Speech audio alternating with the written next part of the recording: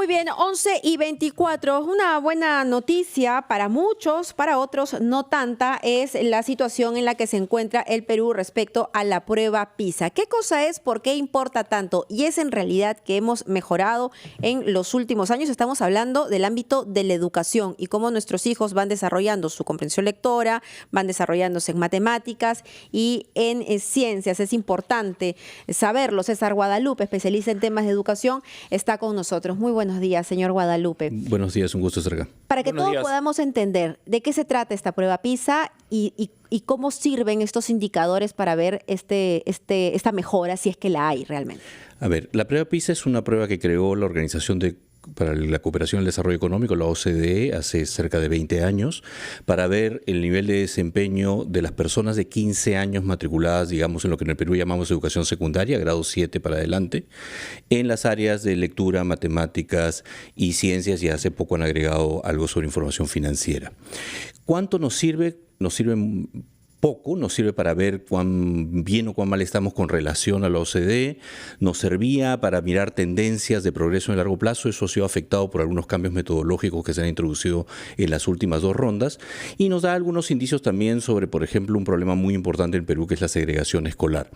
Más allá de eso, no nos dice mucho, no es exactamente la prueba más valiosa en términos de dar información que permita hacer política educativa. Pero la ministra hace algunos minutos en entrevista estaba celebrando un poco el puesto en el que estamos. Ella dice que si bien nos falta un camino por andar, hemos aumentado en los últimos años en estos indicadores. Sí, sin duda hemos mejorado. Digamos, si uno mira, por ejemplo, los resultados del año 2001, cuando ingresamos por primera vez en lectura, cerca del 80% de los chicos no podía contestar las preguntas más fáciles, ¿no? Hoy día eso se ha reducido a 50 y tantos %.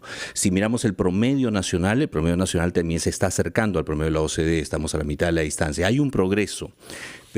Pero saber que estamos progresando tampoco nos ayuda a saber cómo progresar más rápido, y ese es el punto fundamental. Y por otro lado, lo del ranking en realidad es información bien poco útil, porque como el número de países cambia en cada ronda, en realidad el ranking no nos informa bien. Hemos aumentado en los tres rubros, sí, en comprensión lectora, en matemática y en ciencias. No mucho, pero hay un progreso. Es como que existe una metodología para avanzar más rápidamente y no dormirnos en los laureles de una, no sé, no se puede llamar victoria, pero de un avance que es mínimo, ¿no?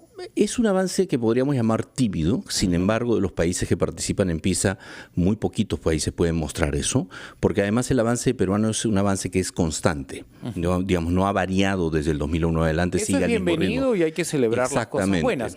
Pero lo que queremos finalmente es sentir que estos avances, ¿no?, se dan hasta en la última región del país, y somos un país complejo, ¿no? O sea, los quechohablantes con lengua nativa, ¿no?, ¿cómo pueden ser evaluados dentro de una prueba PISA? O esto no es una fotografía de cómo estamos en educación. Vamos a responder esa pregunta, ¿le parece?, tras la pausa, porque creo que ahí viene la parte interesante. Las brechas de educación que hay al interior de nuestro país, entre hombres y mujeres, la zona rural, la zona urbana. Vamos a regresar con eso tras la pausa. 11:27, estamos en RPP, confianza por todos los medios.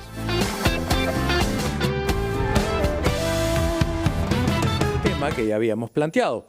La ministra de Educación, Flor Pablo, ha sido bastante entusiasta y ha pedido que no le pinchen el globo, por decirlo de alguna manera, y que aprendamos a celebrar los triunfos, los avances, ¿no? ¿A qué se refería? Que en la prueba PISA que se le hace a algunos países año a año, el Perú ha tenido un crecimiento sostenido en los tres universos, en comprensión lectora, en matemática y en ciencias. No ha sido un salto vertiginoso, pero seguimos subiendo lentamente, ¿no? Quizás como una tortuguita, y lo que pedía la ministra es que no nos exijan correr como una liebre, que eso viene con los años, con el tiempo, siempre y cuando tengamos políticas sostenidas, coherentes, persistentes. Eso es lo que estamos evaluando justamente con nuestro invitado, César Guadalupe.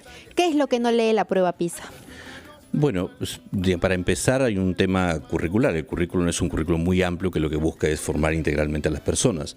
Acá se hace una prueba de comprensión lectora que mide algunos elementos de la comprensión lectora, una prueba de matemática que mide algunos elementos de matemática, y así. Eso es muy chiquitito. Entonces, lo que importa como educación es mucho más grande que lo que una prueba estandarizada puede medir. No es porque esté mal hecha, sino que simplemente se fija en 3 puntos muy específicos, ¿no? Ujú. Y hablabas antes de irnos a la pausa de la segregación que hay dentro en el ámbito escolar. ¿A qué te referías? Parte de los problemas que tenemos en el Perú, digamos, o parte de los objetivos educativos que tenemos es lograr mayor cohesión social, que haya igualdad de oportunidades. La escuela peruana en general no crea igualdad de oportunidades, sino que las reproduce. Si uno mira esto, incluso en este informe, si uno es pobre, va a tener pobres resultados. Si uno está en mejores condiciones económicas, va a tener mejores resultados. Entonces, la escuela no iguala, no logra, después de 10 años de escolarización que tienen estos chicos, que las personas tengan resultados más o menos parejos a pesar de estas diferencias de origen, en primer lugar. Y eso no sucede, y en segundo lugar, porque los pobres van a escuelas solamente de pobres, con pobres resultados, y los que están en mejores condiciones a escuelas así.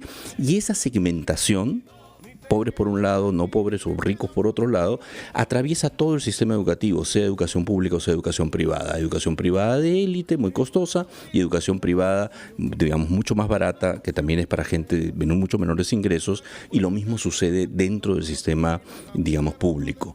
Si no rompemos esos elementos de segregación, no hay forma que esto mejore y la educación va a seguir reproduciendo desigualdades. Entonces es algo así como por fuera flores y por dentro temblores, es decir, la prueba PISA lo que nos da es solamente un empaque bonito de nuestra situación comparado con otros países del mundo, pero una vez que abrimos la caja nos encontramos con estas agudas y profundas diferencias. Lo que pasa es que el mundo es complejo, entonces hay cosas, por ejemplo, valiosísimas, ¿no?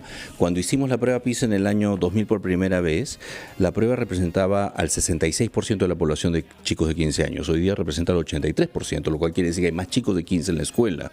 Cuando hicimos la prueba del 2001 por primera vez, la mitad de nuestros chicos no estaban en el grado que le tocaba, estaban atrasados. Hoy día eso se redució a 19%. Es decir, hay cosas positivas, pero también hay unos lastres que son los que hacen que el avance sea lento y no sea mucho más rápido como quisiéramos. Esa brecha tan grande que si no naces en un hogar con recursos económicos estás en desventaja para el resto de tu vida, esa brecha tan grande que es injusta por demás, porque la capacidad intelectual de niños con escasos recursos económicos puede ser superior a la de uno con recursos económicos, sin embargo ya nació en desventaja. Esa brecha, ¿cómo se puede remediar y en cuánto tiempo? Bueno, lo primero que hay que hacer es empezar a cortar algunas cosas que no estamos haciendo bien. Por ejemplo, en el sistema público hay segmentación.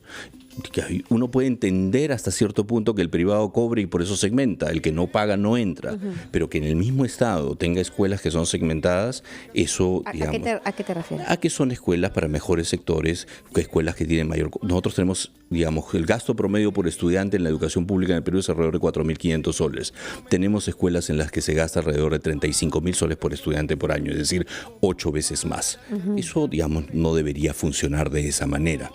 Hay escuelas, además, que en las que se gasta 8 veces más y en las cuales se ingresa a partir supuestamente de tener mayores talentos. Y eso en realidad no es una buena idea. Si esas escuelas en realidad fueran espacios de encuentro entre personas diversas, funcionarían mejor. Eso es uno de los problemas que tenemos. Tenemos otros problemas que están vinculados a que hay demasiado énfasis a cosas como esta prueba, la evaluación censal de estudiantes, por ejemplo. Entonces, mucho del sistema se orienta a cambiar el indicador y no a que las personas aprendan, que es en realidad el problema fundamental. Y la tercera cosa que es clave es el tema de la autonomía escolar. Nosotros vivimos en un sistema educativo donde se cree que en el ministerio se decide todo y lo demás son piecitas dentro de una maquinaria, y eso no funciona, nunca ha funcionado en ninguna parte. ¿Pero no es así en la actualidad? Es así en la actualidad, es así desde 1905 en el Perú. Lo que hay que hacer es fortalecer las escuelas, eso es algo que hemos hablado largo con la ministra, la necesidad de darle mayor escala a las escuelas para que los docentes puedan ejercer juicio profesional autónomo. Porque hay colegios que son maravillosamente gestionados y otros no. Eso para mí es realmente un misterio y tiene que ver con que todo se centraliza en el Ministerio de Educación. Tiene que ver con que todo se centraliza en el Ministerio, en las direcciones regionales y en las UGELes, en ese orden. Y entonces, por ejemplo, cuando uno habla con directores que han podido innovar, normalmente la respuesta es ¿cómo pudiste innovar? Porque la UGEL me quedaba lejos. Es decir, la burocracia no ahogaba las posibilidades de operar. ¿Siente que hemos avanzado en cuanto a descentralizar el nivel de la educación? ¿Sigue concentrando Lima un nivel superior en colegios estatales con relación a los de provincia? ¿Está pareja la cosa en otras ciudades con relación a Lima? No está pareja. La información que tenemos sobre algunas cosas, incluyendo aprendizaje, pero no limitado a aprendizaje, muestra que sobre todo las zonas de selva baja son las que están en mayor desventaja en el Perú, ¿no es cierto? Para trasladarse a la escuela les toma horas, ¿no?, de navegación. Eso, en muchos casos. En algunos casos, sobre todo los docentes que no viven en el lugar. En general, los chicos ya llegan a la escuela a los 6 años cuando deben llegar al primer grado de primaria, porque tenemos escuelas en casi todo el país. Y en general los chicos entran y el 98% terminan la primaria y el 85% termina la secundaria. El problema principal es que esas escuelas a las que se llega son escuelas que están en muy malas condiciones, en general en precariedad, no solo en lo físico, sino incluso en qué docentes son los que van allá. Nuestros mejores docentes no van precisamente donde hay más necesidades. ¿Se ha detectado brechas entre la educación a hombres y mujeres? ¿Hay diferenciación? Hay pequeñas diferencias que son las que hemos visto en varios otros casos. Digamos, en el desempeño en comprensión lectora siempre es un poquito mejor para mujeres y al revés en matemáticas, pero las brechas más importantes son las que tienen que ver con las condiciones de vida de las personas y el nivel socioeconómico. Muchísimas gracias por acompañarnos en Encendidos. Nos queda claro que sí hay que celebrar lo de la prueba PISA, que sí es un avance, que sí se ha subido sostenidamente, pero obviamente esto no es cantar victoria, que ya tenemos la mejor educación de América Latina y que si no se corrigen las políticas públicas no vamos a llegar a buen puerto. Estamos a tiempo de hacer las enmiendas del caso. El presupuesto, y ya para terminar, el presupuesto asignado para el próximo año es el presupuesto que se esperaría para poder ir en este objetivo. De nuevo, eso es un presupuesto que ha venido subiendo sostenidamente desde el año 90 y sin embargo gastamos 4.400, 4.500 soles por estudiante por año. Eso es un poquito más que en Centroamérica, la mitad que en Chile, un séptimo que en Alemania. Muchísimas gracias, Gracias, a César César Guadalupe, especialista en temas de educación.